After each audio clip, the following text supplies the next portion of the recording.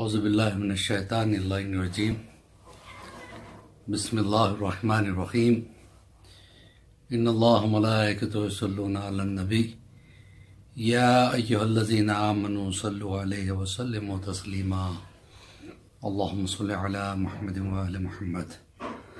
ناظرین السلام علیکم ورحمۃ اللہ وبرکاتہ۔ الحمدللہ، جیسے کہ یہ چینل تربیت اولاد کے نام سے آپ حضرات کی خدمت کر رہا ہے، مقصد یہی ہے کہ خاص کر یہ پیغامات، یہ بیسک نالج ان بچوں تک پہنچ جائے جن تک دینی مدارس کی پہنچ نہیں ہے، یا وہ بچے ایسی کلاسز میں نہیں جا سکتے جہاں پہ کوئی جو ہے نا بیسک چیزیں بتائی جا رہی ہوں۔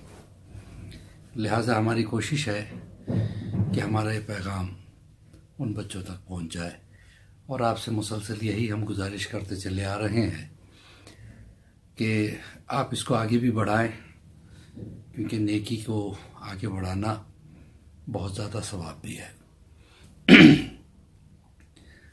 تو ہماری گفتگو پچھلے ایپیسوڈ میں یہ ہوئی تھی کہ نیکی کی طرف دعوت دینا، امر بالمعروف۔ امر بالمعروف کے بعد آتی ہے منزل نہی عن المنکر۔ جس طریقے سے اللہ چاہتا ہے کہ اس کا ہر بندہ دوسرے بندوں کو نیکی کی طرف بلائے، اسی طریقے سے اللہ یہ بھی چاہتا ہے کہ اللہ کے بندے اگر دیکھے کہ دوسرے کسی قسم کی برائی میں مبتلا ہیں تو ان کو ان کی اس برائی سے روکا جائے۔ اسی کو جو ہے نا نہی عن المنکر کہتے ہیں۔ برائیوں میں ایک بہت بڑی برائی کا نام جہالت بھی ہے۔ جہالت سے روکنا بھی جو ہے نا نہی عن المنکر ہے۔ آپ سوچیں اسلام کتنا پریکٹیکل مذہب ہے کہ جس وقت خیبر کے جنگ کے بعد کچھ یہودی قیدیوں کو لایا گیا اور انہیں گرفتار کر کے رسول اللہ کے سامنے پیش کیا گیا، تو رسول اللہ نے ان کے سامنے دو آپشنز رکھے۔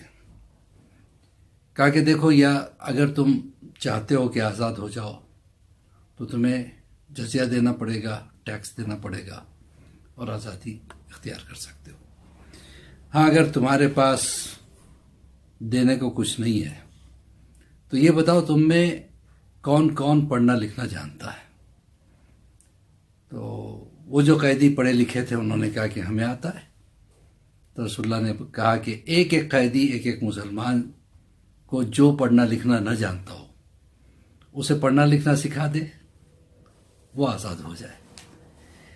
تو جہالت کے دور کرنے کا نام بھی نہی عن المنکر ہے۔ یعنی انسان جو ہے اگر دیکھتا ہے کہ کہیں کوئی غلطی ہو رہی ہے تو وہاں پہ آواز اٹھانا ضروری ہے۔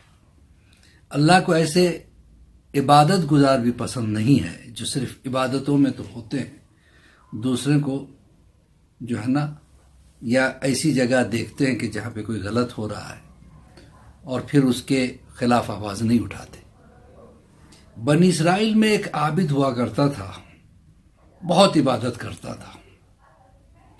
ادھر سے ایک نبی کا گزر ہوا تو اس نے اس عابد کو جب دیکھا کہ دن رات عبادتوں میں لگا ہوا ہے، اس نبی خدا نے اللہ سے کہا، پروردگار، اس شخص کا کیا مرتبہ ہے، میں دیکھنا چاہتا ہوں۔ تو اللہ نے فرشتے کو بھیجا، جا کہ اس نبی سے کہہ دو کہ وہ سب سے پہلے جہنم میں جانے والا ہے۔ انہیں حیرت ہوئی، پروردگار اتنی عبادت کرنے والا کیسے جہنم میں جا سکتا ہے؟ کہا یہ وہ شخص ہے کہ جس کے سامنے ایک مرغی کو کچھ بچوں نے پکڑ کے کھینچنا شروع کیا۔ ایک بچے نے ایک ٹانگ پکڑی، دوسرے بچے نے دوسری ٹانگ پکڑی، اپنی اپنی طرف کھینچنا چاہ رہا تھا، اور مرغی کو اس طریقے سے شدت سے تکلیف ہو رہی تھی، اس نے حسرت سے اس عابد کی طرف دیکھا کہ بچائے، لیکن یہ دیکھ کے خاموش ہو گیا۔ نتیجہ یہ ہوا کہ وہ مرغی 2 حصوں میں بٹ گئی اور مر گئی۔ کہنے کا مطلب یہ ہے کہ اللہ یہ برداشت نہیں کر سکتا کہ کہیں ظلم ہو رہا ہو، چاہے وہ ایک جانور پہ کیوں نہ ہو، انسان دیکھ کے خاموش ہو جائے۔ خدا کو یہ چیز پسند نہیں ہے، تو اس کو چاہیے تھا کہ وہاں آواز اٹھائے۔ وہ بچا سکتا تھا، بچوں سے مرغی کو چھین کے اس کو آزاد کر سکتا تھا، لیکن اس نے ایسا نہیں کیا۔ نتیجہ کیا ہوا؟ اس کی ساری عبادتیں بیکار ہو گئی۔ ایک کپڑا فروش تھا، کپڑے کا بیپاری تھا، اور اس نے کپڑوں کے تھان لگا رکھے تھے دکان میں۔ ایک تھان میں دھبا آ گیا تھا۔ اس نے اپنے غلام سے کہا کہ دیکھو، اس تھان میں جو ہے نا دھبا ہے، میں باہر جا رہا ہوں، اگر کوئی گراہک آ کے یہ تھان خریدنا چاہے تو تم کم قیمت میں بیچنا، کیونکہ اس کے اندر دھبا ہے، ڈیمیج ہے اس کے اندر۔ دیکھیے اسلام کس قدر پریکٹیکل مذہب ہے۔ اب یہ ہوا کہ وہ تو چلا گیا، اتفاق سے شام ہو گئی اور چراغ جل رہا تھا۔ ایسے میں گراہک آیا۔ اس زمانے میں مٹی کے چراغ ہوا کرتے تھے۔ گراہک نے اتفاق سے وہی تھان پسند کیا۔ غلام نے اس تھان کو ڈبل قیمت میں بیچا۔ گراہک لے کے چلا گیا۔ اب جب یہ دکان کا مالک آیا، اس نے غلام سے کہا کچھ دھندا ہوا ہے؟ غلام بڑے خوشی خوشی سامنے آ کے کہا کہ جس تھان سے آپ کو نقصان کی امید تھی اس کو میں نے ڈبل فائدے میں بیچا۔ کہا کیا کیا؟ کیا ایسے میں نے گراہک کو بیچ دیا۔ چراغ کی مدھم روشنی میں اس نے دھبے کو نہیں دیکھا۔ کہا یہ تو نے غلط کیا۔ فوراً جو ہے نا وہ پیسے لیتا ہے، کہا وہ پیسے مجھے واپس کر، میں جاتا ہوں اس آدمی کی تلاش میں۔ کہا کدھر کی طرف گیا؟ کہا فلاں طرف گیا۔ یہ دوڑا ہوا وہاں پہنچا، دیکھا وہی آدمی ملا۔ کہا بھائی صاحب مجھے معاف کر دیں، اس لیے کہ میں موجود نہیں تھا اور غلام نے آپ کو یہ تھان بیچ دیا اور اس کی ڈبل قیمت لے لی، جبکہ اس کے اندر دھبا ہے، لہذا میں نہیں چاہتا کہ آپ کو دھوکہ دیا جائے۔ اس گراہک نے اس کی طرف حیرت سے دیکھا، کہا کہ تم واقعی مومن ہو، تم واقعی بہت پیارے مسلمان ہو، وہ پیسے مجھے واپس کر دو، یہ تھان تم لے لو، اس لیے کہ وہ پیسے نقلی تھے۔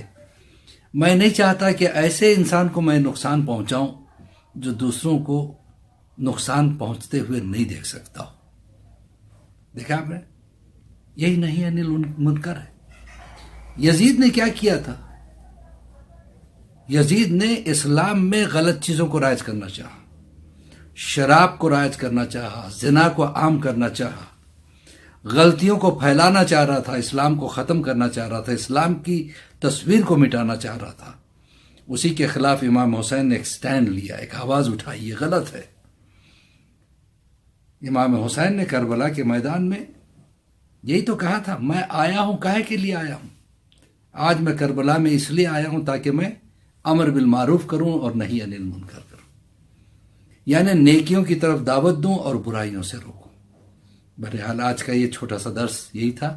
اسی کے ساتھ آپ تمامی حضرات کو عباس علی خوئی کا سلام۔ پروردگارہ ہمارے گناہوں کو بخش دے، پروردگارہ ہمیں امام کے چاہنے والوں میں شمار فرما، ہماری سب کی پریشانیوں کو دور فرما، مقامات مقدسہ کی حفاظت فرما، پروردگار جہاں جہاں مومنین و مومنات رہتے ہیں ان کی حفاظت فرما۔ السلام علیکم ورحمۃ اللہ وبرکاتہ۔